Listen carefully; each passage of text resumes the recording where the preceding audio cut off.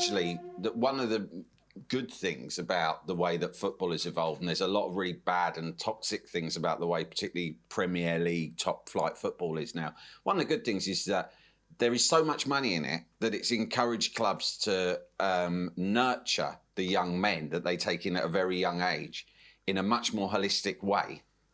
I don't know if you've ever... I found myself on a family day trip going through Cobham in Surrey, which is where Chelsea's compound is, right?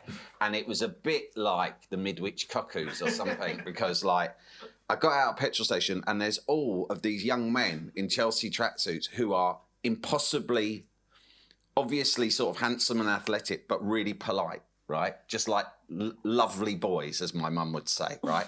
And that's not what footballers were like even 20 years ago or 10 years ago even, right? And they take these kids in at an early age and they invest a huge amount of money in their education and well-being. And because sports coaching at the elite level is all about those tiny margins, and they do have, they are spoken to about mental health and their attitudes and so forth. And they do have a lot of psychologists working with them right from a young age, certainly into the top age, and so they are encouraged to a much greater extent to engage in emotional discussions and consider mental health.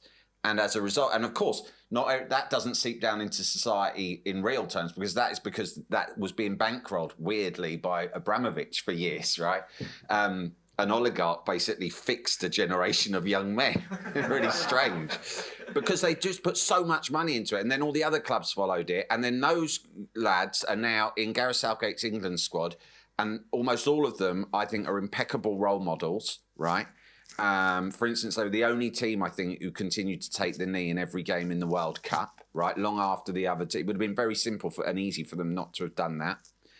They're an impeccable bunch of guys, and they are really important role models. And the different techniques in sports coaching have had an impact on that. But I don't think it's by design. I think it's just cynical. We need our lads to be the best in every single way. So it's like investing in thoroughbred racehorses, but in turn, it's had this indirect impact. Thanks for watching that video. If you enjoyed that, we think you'll love these. And if you want to join us for the next live recording of Tortoise Lates, head to tortoisemedia.com/book.